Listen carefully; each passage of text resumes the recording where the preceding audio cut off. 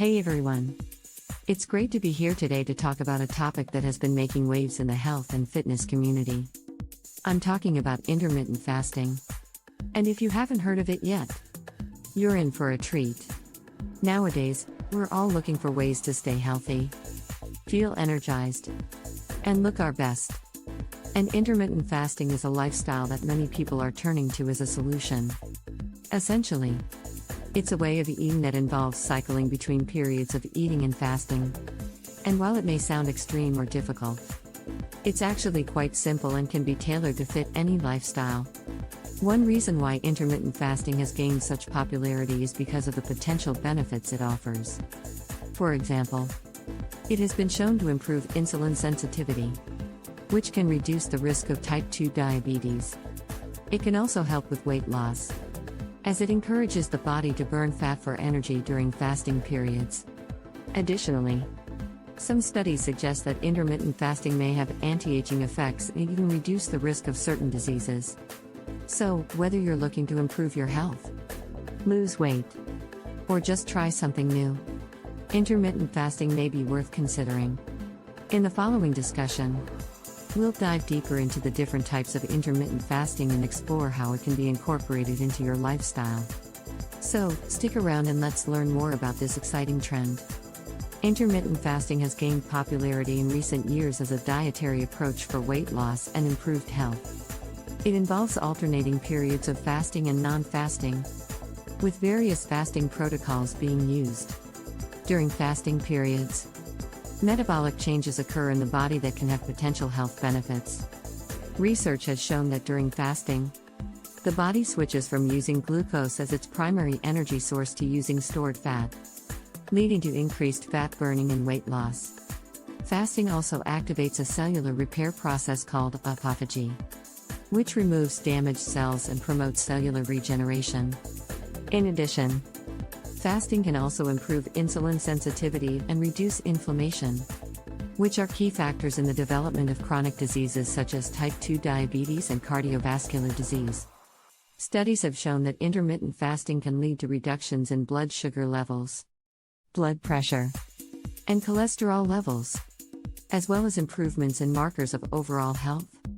There is a common misconception that intermittent fasting slows down metabolism, but research suggests otherwise.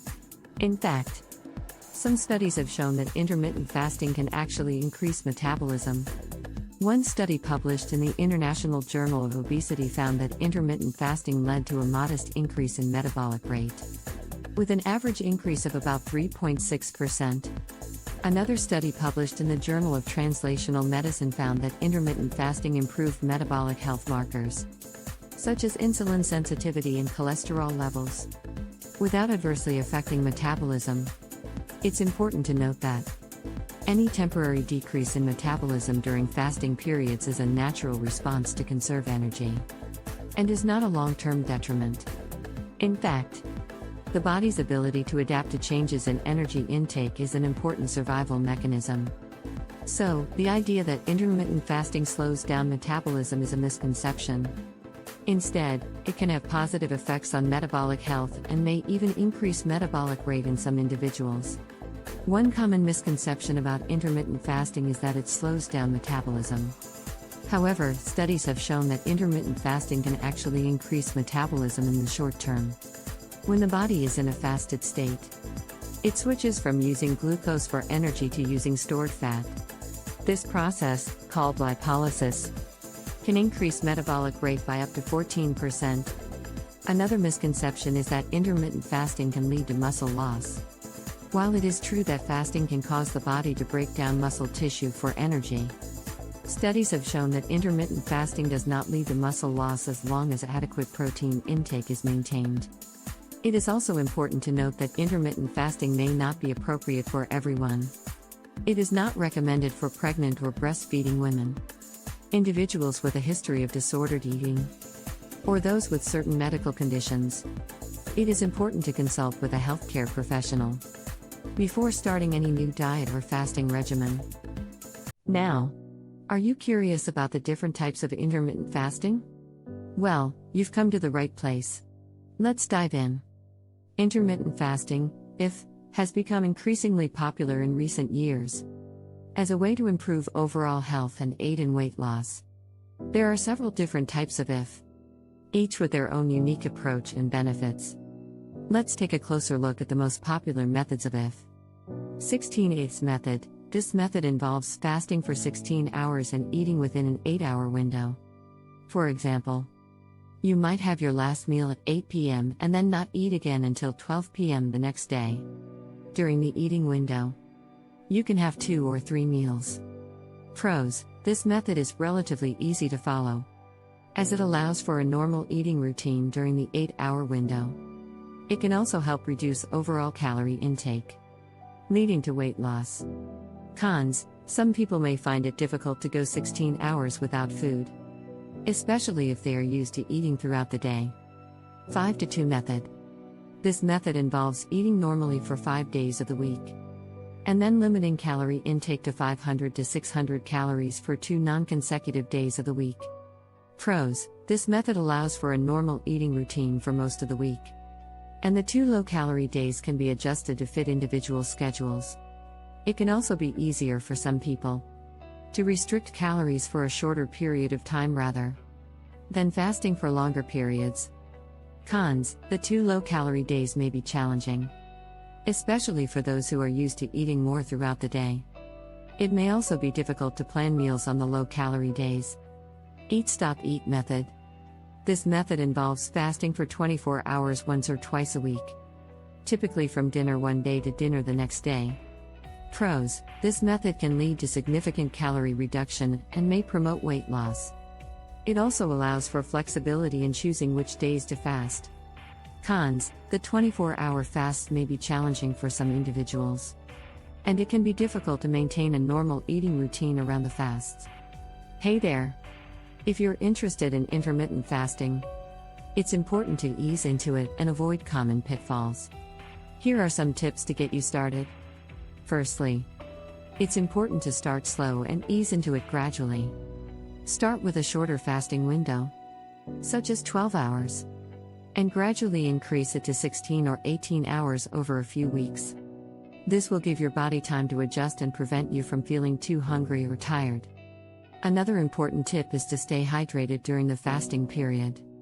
Drinking plenty of water, unsweetened tea, or black coffee can help you feel fuller and avoid the temptation to snack.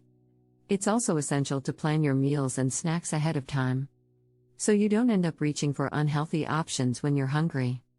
Focus on nutrient-dense foods such as fruits, vegetables, lean proteins, and healthy fats during your eating window. One common pitfall of intermittent fasting is overeating during the eating window. It's essential to listen to your body's hunger cues and stop eating when you feel full. It's not necessary to eat more than usual to compensate for the fasting period. Intermittent fasting has become increasingly popular in recent years, but it's important to note that it may not be suitable for everyone. It's essential to consider the potential risks and benefits of intermittent fasting for different populations. For example, pregnant women should not engage in intermittent fasting, as it can affect the baby's growth and development. People with diabetes or other chronic medical conditions should also consult with their healthcare provider before starting an intermittent fasting plan, as it can affect blood sugar levels and medication dosages. On the other hand, athletes may benefit from intermittent fasting, as it can improve their body composition and boost their performance. However, it's important to ensure that they are still consuming enough calories and nutrients to support their athletic endeavors. It's crucial to consult with a healthcare provider before starting an intermittent fasting plan, as they can provide guidance on the best approach for each individual's unique circumstances. They can also monitor any potential risks and make adjustments as necessary. In conclusion, intermittent fasting can offer potential benefits, but it's essential to consider the risks and benefits for different populations and seek professional guidance before starting.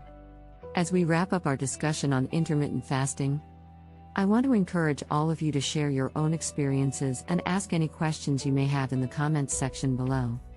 Remember, while intermittent fasting can have numerous potential benefits, It's important to consult with a healthcare provider before starting a fasting plan, especially if you are pregnant, have diabetes, or are an athlete.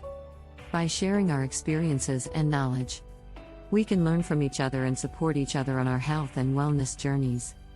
So don't be shy. Share your thoughts and let's continue the conversation. Thanks for watching. Don't forget to subscribe, share with your friends, and tune in for the next episode.